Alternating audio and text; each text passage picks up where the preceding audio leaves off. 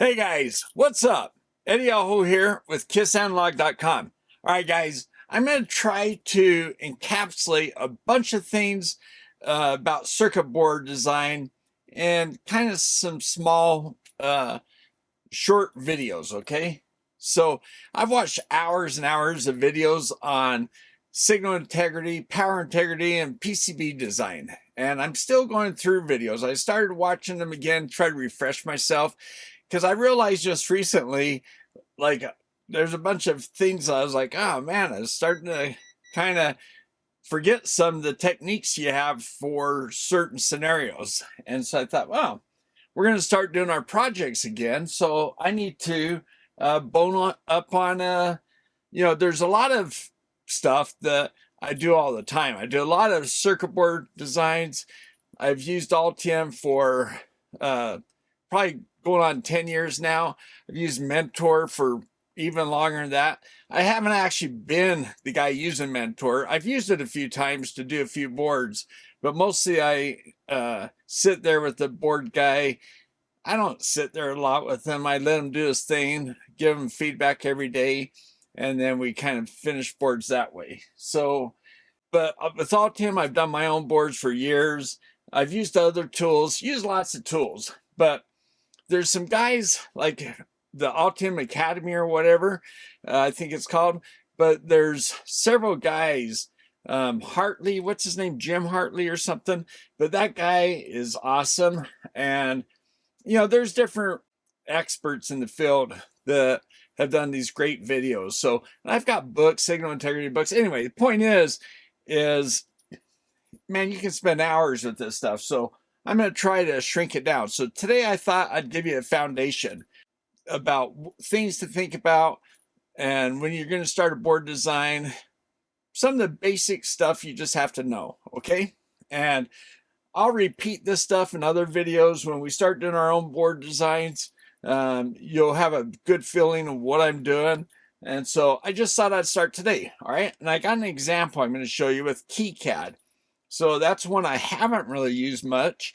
I haven't done any board designs with it yet. I've only played around with the schematics. So we're going to look at one of those, okay? And it seems pretty intuitive. Over the last couple of years, there's been some big improvements with Kicad from what I understand, because I didn't use it before that. So let me show you a few boards. Here's a couple capacitor banks with bridge rectifiers on them. So this is for your, what I call the low frequency switchers, right? 60 hertz, the diodes commutating, switching on current to charge up capacitors. So these boards, I think they're only single layer. This one's got the black masking. The masking is the thing that covers the copper traces, the part that you don't solder to. And that's to keep oxidation from happening there. And also it provides insulation, maybe around a couple hundred volts worth. Now, in some places they expose it to build up the copper when you flow solder. So that's a technique you can use too. But this board's pretty thin. You can see it kind of flexes, kind of long. This board's a little bit thicker. It feels like, maybe, I don't know. Yeah, maybe. Anyway, the board material is probably FR4. It's a very good material. It's just become, wow, it's just used for everything.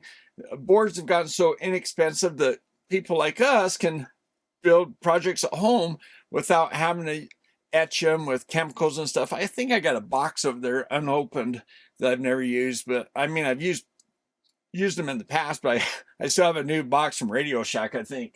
But anyway, there's a couple boards. This board looks simple. It's got blue masking, kind of like that one.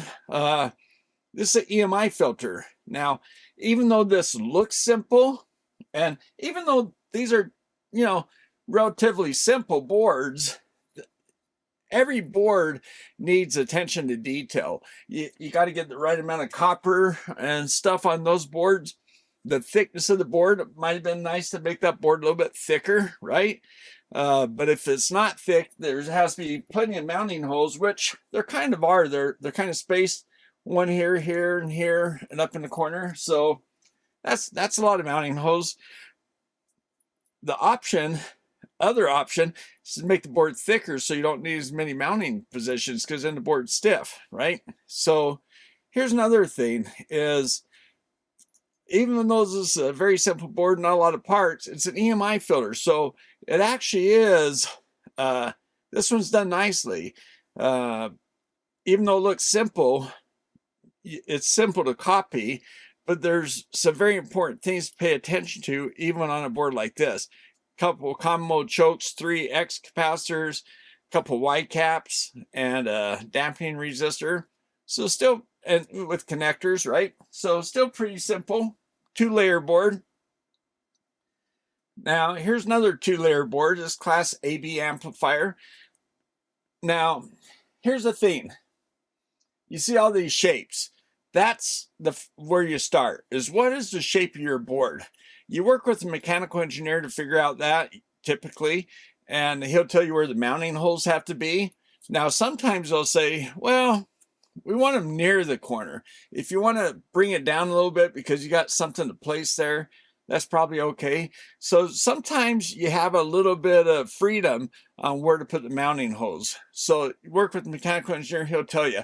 Now, if there's some bosses that the thing has to fit on that's already been designed, he'll just tell you that too. So typically they'll give you a DXF file, which is a XY drawing. It's 2-dimensional drawing showing the board shape and where the mounting holes are going to be. Also, if you have connectors that have to be placed in a certain position, let's say you're following some standard, or let's say you're putting a board into this, and there's a USB port on the side, so this board goes in here, it needs a USB connector right here. So he'll put that down and say, okay, that's locked in there. That has to be there. And things like that. Okay, if there's keep out zone. I've had boards where this little spot here has to be a keep out because something else is coming close to those 2 spots on the board, and I can't, so I got to keep things away. Sometimes I can put little surface mount parts there, but I can't put tall things, which brings up the other thing. Not only will he, or the mechanical engineer, help you with, I say he, sorry, it could be he, she, right? But mechanical engineer might say, well, here's the board dimensions, here's your mounting holes. But they'll also say, where your connectors are, if they have to tell you that. You might have connectors like on these boards where cables are going to them, and so you have some freedom on where to place those.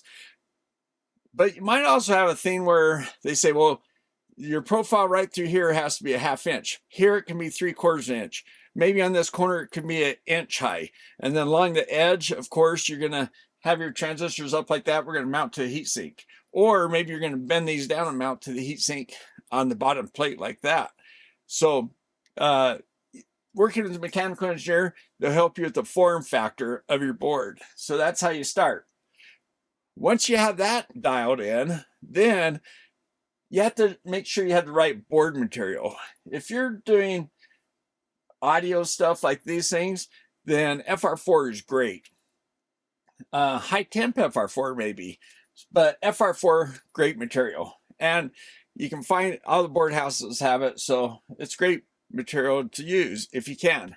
Now, if you have a USB bus, a high-speed bus, Ethernet, you might need something if you're above 1 gig.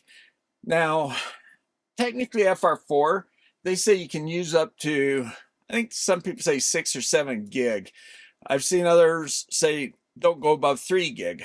And I kind of go along with that. I don't want to push it. If I do have those high-speed buses, I don't want to make my life hard by picking the wrong dielectric. Because when you have high-speed traces, typically when you, I'm getting ahead of myself, but you're going to, once you choose board material, well, I guess we're there. Then you're going to say how many layers you need. And let's say you have high-speed signals. You're going to say, well, I'm going to put this Ethernet port here, and I'm going to put this maybe a media converter chip over here. Ethernet's going to race over here, and it has to be that far away because this has to be next to something else. You want things as short as possible. So you don't want to put things on the board where it just looks nice. You want to put them on the board. Like on this one, you got row of resistors here, rows here, rows here. You know, you got the resistors just lined up.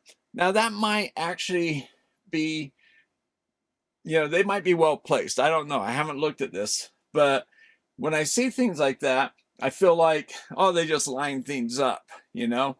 Now, something like this one, line of caps, well, you got inductors and capacitors here. In this case, I know that the way the channels flow, that's actually probably makes sense to do that. So sometimes when things are lined up, it's because that makes the best placement, best routing for your signals. Something like this could be, or they might just place them there just because, oh, it looks nice. You know, just line them up. Maybe they would have been a couple up here, a couple down here, and moving them a little bit together made them look nice. Forget about what looks nice. Place parts, you know, close to where they need to be. Try to make your signal traces short as possible, all that. Okay, so let's say if you did have those high-speed traces running down. So there's a board stack up, and what it is it's a design that you approach when you start your placement and your routing. You might have to deviate and be flexible, but it's a place to start. So you might say, okay, this layer I have all signals. Let's say I'm going to do 4 layers. On this layer I'm going to have all signals.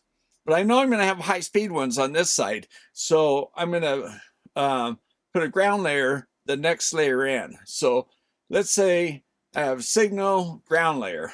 That's great because that high-speed circuits want to run along a ground.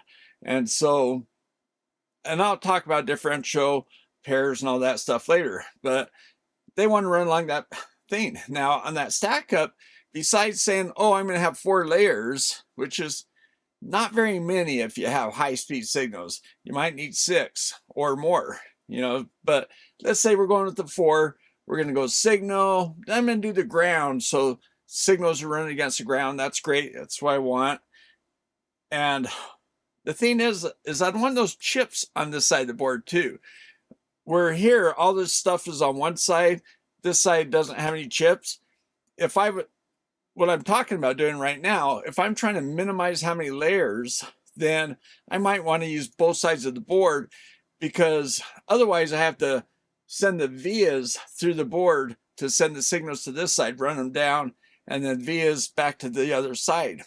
And then when you run the vias, now you're looking at the board 3-dimensionally. You're looking at X, Y, and Z. So in the Z direction, if you're running vias and signals through the board, you want to run a ground via next to it so that ground can follow it, because ground wants to follow, well, it's going to follow in the reverse direction, right, as your signal, but it's going to couple closely.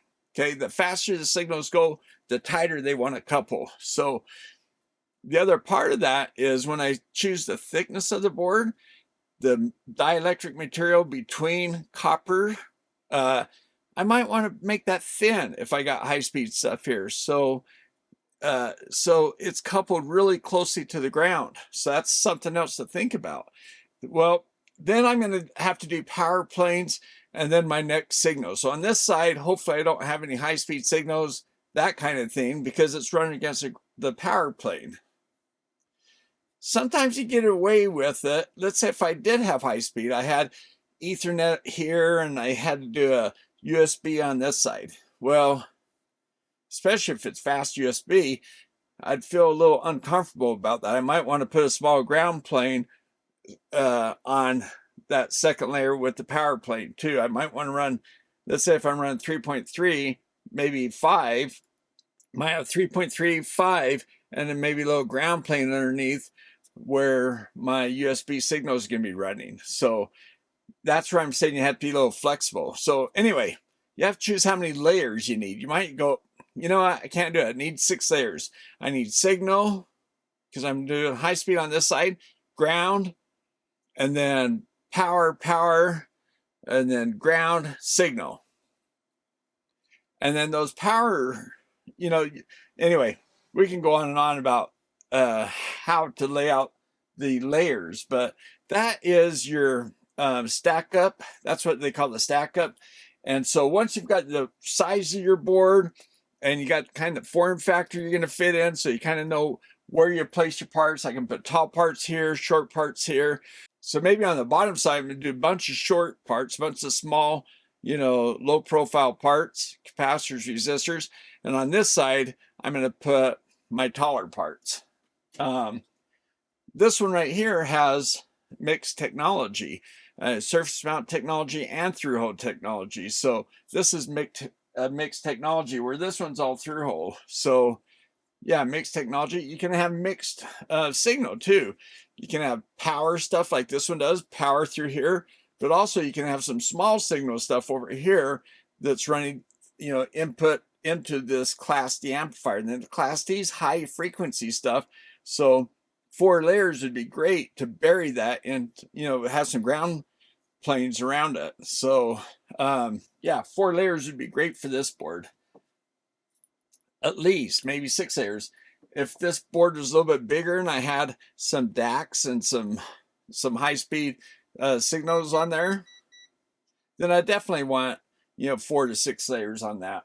But yeah, so those are the kind of things you have to think about before you can start placing your parts on your board. So now once you got your material figured out, FR4, maybe something for high-speed signals, anything over, I'd say anything much over 1 or 2 gig, you should go to new material.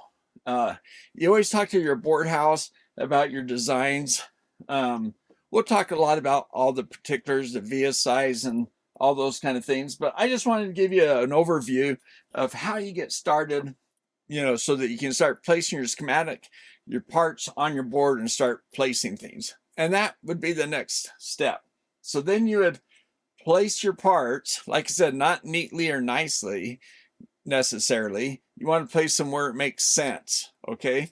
Where it gives you the shorter traces and like decoupling caps where they need to be close to the pins that they want to decouple. So placement is very critical. If you have a really good placement, the routing should go a lot smoother because things are close, tight, and they're going sensible directions. I've seen boards where things didn't make sense. Traces are going everywhere. Sometimes you can fix that. Sometimes you have to start over and start with your placement. So once you put your parts on the board and you place them, you want to take a good look at that, rotate them around, move them around a little bit, and what they call the rat's nest, all the connections to all the other parts. You kind of, especially if, let's say you have a USB-C port or an Ethernet port, you can pull it, move it, rotate it a little bit, or maybe let's say you have a media converter chip tied to that Ethernet, you could rotate that around and see if all of a sudden things look less tangled, like more direct. And you go, okay, yeah, that looks like a better, maybe the placement's good as far as distance and location to each other, but the rotation can really help too. So you want to think about those kind of things as you're placing your parts. So, all right, guys, hope that was interesting. I'm going to show you an example of a board just so we can talk to that. And yeah, let's just do it. I'm going to pull up my computer and show you an example. It's a video card. All right, guys, so this is the board. We start off with dimensions, right? Well, I mean, we're not showing dimensions now. There might be what they call a mechanical layer where you could turn on some dimensions, but let's not focus on that. Here's the shape of the board. At the bottom, it looks like a PCI bus. I don't know if it's PCI Express, probably not. But anyway, down here at the bottom, there's a card edge connector, this guy here. Then over here on the left, there's going to be room for some other connectors for the output. It's video, so they're probably BNC connectors. But anyway, let's go look at the stack up. Okay, that's the next most important thing. All right, we'll come to File, come down here to Board Setup, and let's go to Physical Stack Up. So here's a bunch, here, let me expand this. Okay, so here's the stack up right here, all right? And here's the description down here, the layers, the ID, the type, the material, FR4 right here. So look, right here, there's a In gold, there's top copper, ground layer, VCC layer, and bottom copper. That is a common structure. There's a bunch of information out here and the things you can do to set it up. Up here in the top corner, it says 4 layers. So there we go. We start off with a silk screen, then a paste, a mask, top copper. There's the dielectric FR4 in between each layer. Then we end up with the mask, paste, and silk screen again. Okay. So, all right. So back to the board. Over here on the right, we can turn on and off things. So right down here, the only thing we have on right now is this I for edge cuts. That's showing us our board. So let's come up here to say top. You know what? I think I'll show you the mask layer. Okay, that's a mask. It's exposing where the copper is going to be soldered to and stuff like that. So when I come up to paste, it'll put paste over where we're soldering. Okay, so that's the top layer. Now let's go ahead and turn on the copper. Okay, so now copper, look, it's all vertical, mostly vertical. And if we zoom in on some of these spots, we'll see how there's some horizontal. So you can break the rules to make a better layout, right? Make it lay out as easy as possible. You know, these pins from this big IC, it'd be ideal if they could go from IC to IC, like maybe in this situation. See how they place them where some of these just go straight across? That's beautiful. That's what you want. Some of these guys come up here and connect here. So, and then over here on the right, same thing. So some of them are pin to pin. That's what you want. Up here, this smaller IC chip, you can see how it's coming right across here, connecting directly. So this looks pretty good, right? Okay, now turn that off. And then, well, you know what? Let's turn on both of the copper layers just for fun. Okay, look at that. So they're crossing each other. I mean, they're separated by a ground and a VCC layer. So, you know what? Let's look at the ground layer.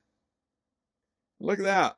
Well, okay, guys, check this out. Up here on the top, there's actually a bunch of traces running along, and one of the traces sits there and hugs the ground plane. So that's interesting. It's also probably going around trying to avoid all these vias. Then the ground plane just flooded into it. So that's why it looks that way. But that's also great because it couples to the ground plane. And then over here we can see, it looks like a via with a thermal relief. Right here too, it's got spokes on it. Okay, sometimes you'll see it totally flooded. Sometimes you'll see spokes. All right, guys, and this is the VCC layer, okay? So again, up at the top, there's a bunch of traces running across the top. So yeah, let's go ahead and look at the top layer again. Look, traces from the top. I'm going to turn off the VCC. And let's see on the bottom layer if there were. Yep, sure enough. On the bottom layer, there's plenty of traces running across there. But man, look, it's such a busy highway, they had to spread them out on these other layers. So yeah, there you go. So that's VCC, okay? Now, one thing I wanted to point out, I don't want to do an analysis on this board right now just because I can't help myself. I see stuff, but I'm going to point out a couple things just for fun because where did I see it? Oh, yeah, I think it was right in here. Yeah, there we go. Look at that. See this trace right here that just bounces around? I think that's because they're trying to purposely add a delay to that trace. What is that trace?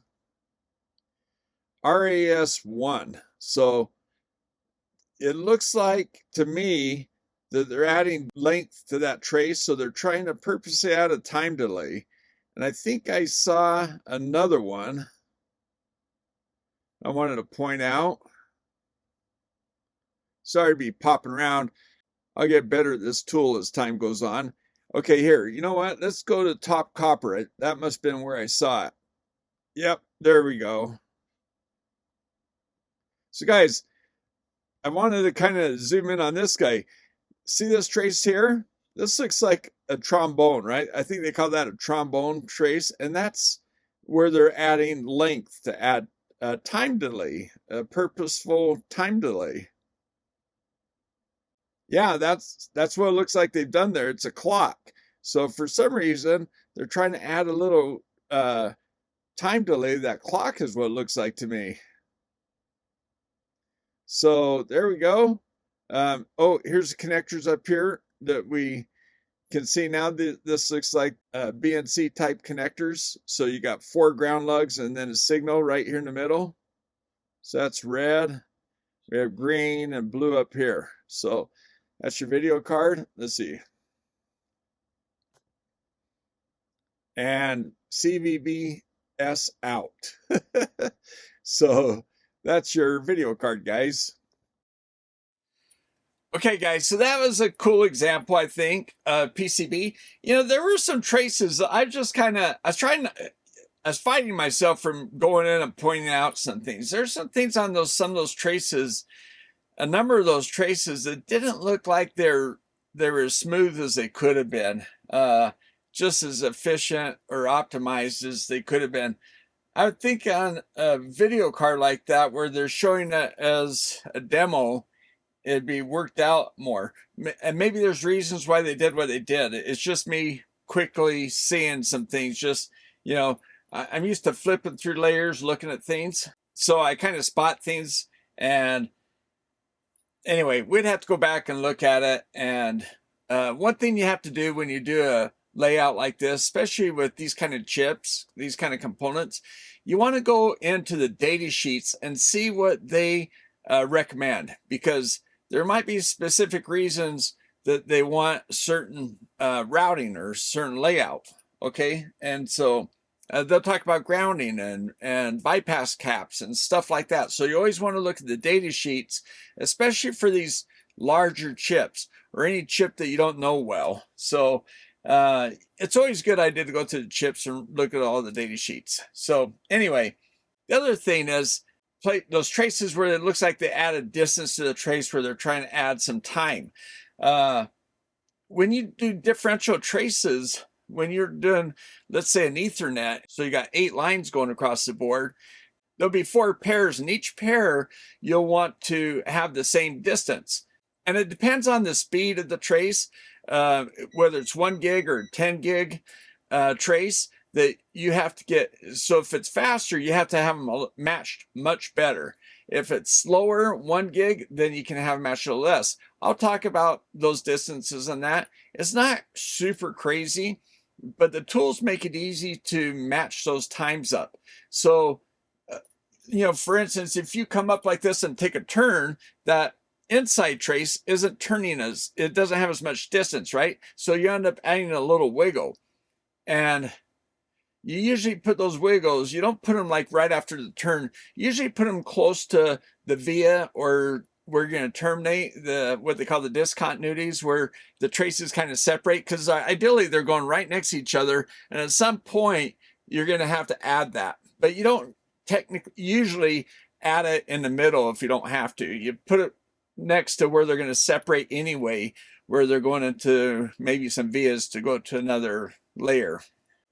The other thing is each pair wants to be closely matched to the other pairs in distance. So all 4 pairs, all 8 traces are similar in length. So the tools make it easy to see what the length is between each one, and they'll even help you route the tool. Now, I haven't used Kicad, but Altium will do that. You can route and you can designate traces as differential or impedance matching, and they'll put these little markers on the trace to identify that when you're reviewing the schematic.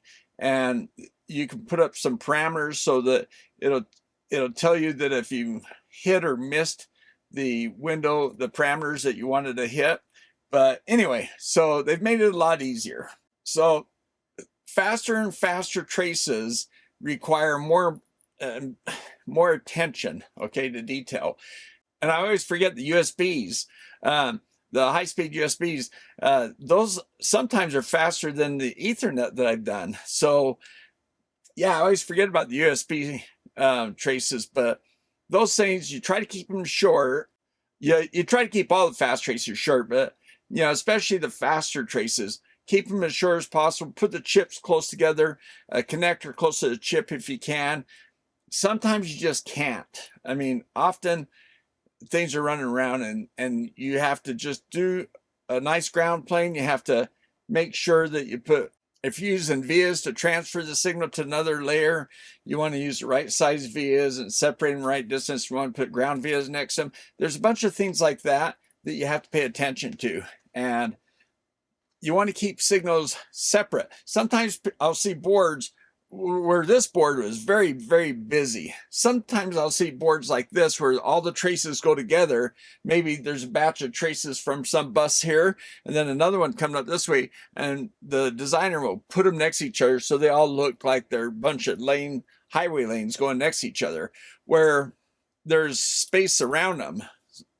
In this case, there is real busy, as I say. But in the other case where this one comes up, this bus runs over, and this one comes up, don't run it up next to that bus. Keep some distance and run it. There's some rule of thumb kind of things like 3x the distance of the thickness of the dielectric you should keep from traces running next to each other that don't have anything to do with each other. Sometimes I've seen, a bus running this way, and you'll have a voltage or a current sense, two lines maybe running a differential coming up, and then they'll run them next to those. I mean, they don't technically run them as differential, but they'll run them kind of close to each other, and then they'll run them next to that bus, and just because it looks nice. It's like, no, keep them separate. In fact, if you have to, go a longer distance around something so that you can stay on a ground plane, for instance. You don't want to cross plane. You really don't want to run across a split plane. That's a bad idea. You got to have continuity of the ground return with your high-speed traces. So I've seen a CAN bus. I think it was a CAN bus that ran across underneath the buck converter, just because it had to get to this point over here where it should have taken a longer route and gone around it, so it could have avoided that. There are so many layers to this board, the designer thought that'd be okay, but that's not okay. You want to keep those things separate. So anyway, I mean, a longer, unbusy neighborhood is a lot better than going through the busy neighborhood, even if you have layers of protection. So yeah, you have to think about a lot of different things when the boards start getting busy. This board here, it could be kind of busy around that Class D chip, because I have to look at this one. I don't think it's that crazy busy. I mean, it's not that crazy busy, but for a power board, when you're doing mixed signal, power plus low signal stuff, that brings complexities too, especially when you have different voltage levels on the board. So anyway, I'm kind of going down a rabbit hole, but I'm just kind of pointing out a bunch of different things that we have to think about. And what I did today was just try to show you kind of the basic trail, the pathway you take, board size, dimensions, form factor, material type, dielectric type, and then stack up. How many layers do you need? And design the layers where it makes sense to you. So there you go. And once you have all that worked out, you do the placement, and then when you actually do the routing, you might have to break some of those rules you made as far as the plane shapes, the layers, and all that kind of stuff. And you might end up having to move the placement around to get a better routing because of the grounds or the signals. So yeah, just place to start. It's good to think ahead, get a plan, get the board planned out and everything before you start, and that'll save you a lot of time down the road and give you a better chance of having good signal integrity, power integrity. The signals, whatever pin they leave from, they want to get to the other pin in the shape that they should be in, right? And when you're dealing with CAN bus, even SPI and I2C, they might sound slow, but CAN bus, you can run it at 125K, or you can run it at 1 meg, or even up to, 8 or 10 meg now with the FD and CAN FD and CAN XL. They go pretty fast. That's still slow in comparison to, say, Ethernet or USB. But here's the thing, it's the edges. I was just looking at a can chip the other day, and the edges, I think the rising and falling edge was, I think it was 10 nanoseconds. It could be as low as fast as 10 nanoseconds to like 25 nanoseconds. So that is super fast. That's a high frequency. So it's the edge rates that matter. That's where you get your frequency from, okay? All right, guys. Hey, thanks for watching. Hit the like button, subscribe if you haven't done so, especially these kind of design videos, because I'm going to do more of them, okay? Yeah, I started to rewatch some of these old signal integrity videos, and it got me going again. I started watching a whole bunch of them this weekend, and you know, rewatching things that I've going, oh yeah, I remember that. Watch that video. Oh yeah. It's kind of, yeah, you have to stay on top of it to remember all these different techniques. And it just turns out that I'm going to have to start doing some of that stuff on this this thing I'm doing. So anyway, we're going to do a Class D amp after we do the power supply. So we're going to do the PFC converter with the LLC. We'll have an EMI filter in there. And then after that, I'm going to tackle a Class D. There's a Class AB amp that I kind of want to show you guys. It's something I did a long time ago, and I want to show you that because I might mix that in the mix too, because that power supply we're talking about will power either one. So, all right, guys, thanks for watching. We'll see you next time.